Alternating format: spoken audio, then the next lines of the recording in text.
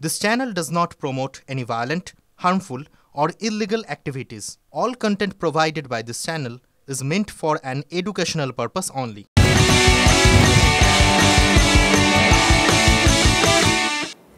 Garden ঘটনা নিশ্চয়ই আপনাদের মনে আছে, কিন্তু তারপরেও হুঁশ ফিরল না। আবারও শহরে বিপজ্জনক বাড়ি প্রাণ কাড়ল।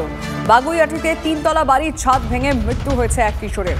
বুধবার রাতে বাড়ি ভাঙার খবর পেয়ে ঘটনাস্থলে যায় বাগুইআটি থানার পুলিশ দমকল। দুর্ঘটনার প্রায় 5 ঘন্টা পর ঘটনাস্থলে পৌঁছয় বিপর্যয় মোকাবিলা দল। ধ্বংসস্তূপ সরিয়ে কিশোরকে উদ্ধার করতে প্রায় 7.5 ঘন্টা পেরিয়ে যায়। জখম কিশোরকে আরজিকর হাসপাতালে নিয়ে গেলেও শেষ রক্ষা হয়নি।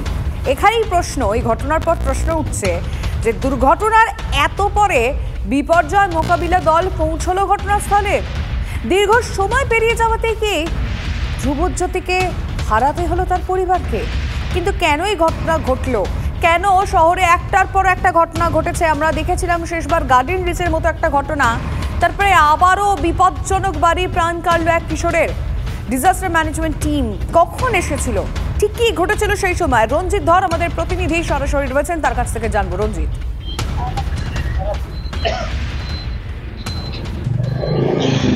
দেখো, ঘটনাটি ঠিক গতকাল ঠিক 9টা থেকে 9টা 10 মিনিট নাগাদ এই কেষ্টপুরের 18 নম্বর ওয়ার্ড, এই 7 নম্বর উদয়নপল্লীর সামনে একটি বাড়ি যখন টানা বৃষ্টি চলছিল, সে হঠাৎ করে কিন্তু বাড়ির একাংশ, অর্থাৎ দেখতে পাচ্ছ সেই ছবি দেখাচ্ছি, বাড়ির একাংশ কিন্তু ভেঙে পড়ে।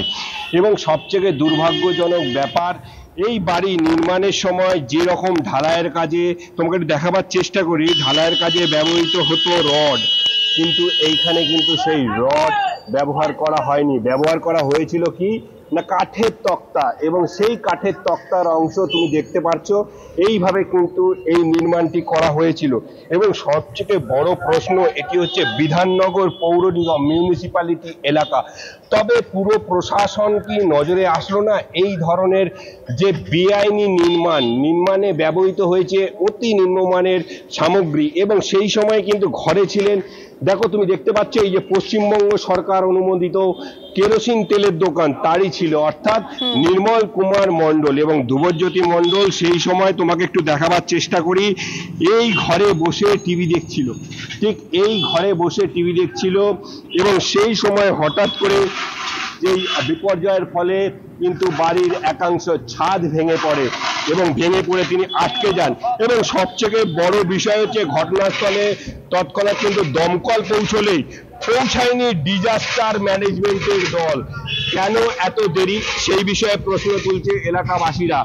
অর্থাৎ সেইখান থেকে, অর্থাৎ ডিজাস্টার জাতীয় বিপর্যয় মোকাবিলা দপ্তরের অফিস কিন্তু ওই খালির ওপরে রয়েছে।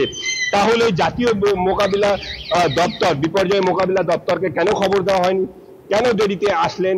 এবং এই বিষয়ে একাধিক প্রশ্ন উঠছে। এবং এটি হচ্ছে বিধাননগর পৌর নিগমের 18 নম্বর ওয়ার্ড। একটু দেখাবার চেষ্টা করি, এই রোডের ওপর কিন্তু এই ধরনের বাড়ি, একটা বিপজ্জনকভাবে বাড়ি তৈরি হচ্ছে।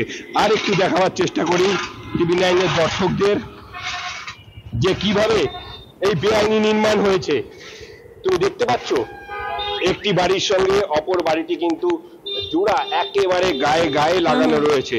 এবং প্রায় 6 ঘন্টা অতিক্রান্ত হওয়ার পর বিপর্যয় মোকাবিলা দপ্তর ঠিক এই জায়গায় কিন্তু কাটা হয়েছিল, এই জায়গা ভাঙা হয়েছিল, এবং এইখান থেকে তুমি দেখতে পাচ্ছ একটি বাড়ির সঙ্গে অপর বাড়িটি লাগানো। বুঝতে পারছি রঞ্জিত যে কি অবস্থা এই মুহূর্তে, সেখানকার নজর রাখো। ধন্যবাদ।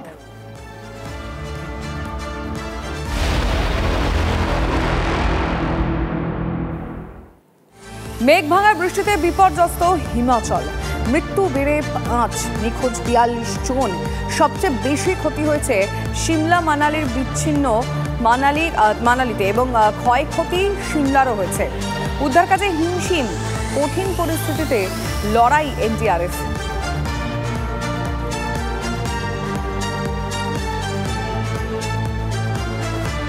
নজর রয়েছে দক্ষিণের দিকেও, কারণ কেরলের ওয়েনারে ভূমিধসে মৃতের সংখ্যা 300 ছুঁই। এক্স মাধ্যমে উদ্বেগ প্রকাশ করেছেন মুখ্যমন্ত্রী মমতা বন্দ্যোপাধ্যায়ের নির্দেশে ওয়েনারে যাচ্ছে তৃণমূলের 2 সাংসদ। সাকেত গোখলে ও সুস্মিতা দেব পরিদর্শন করবেন ওয়েনারের বিপর্যস্ত এলাকা।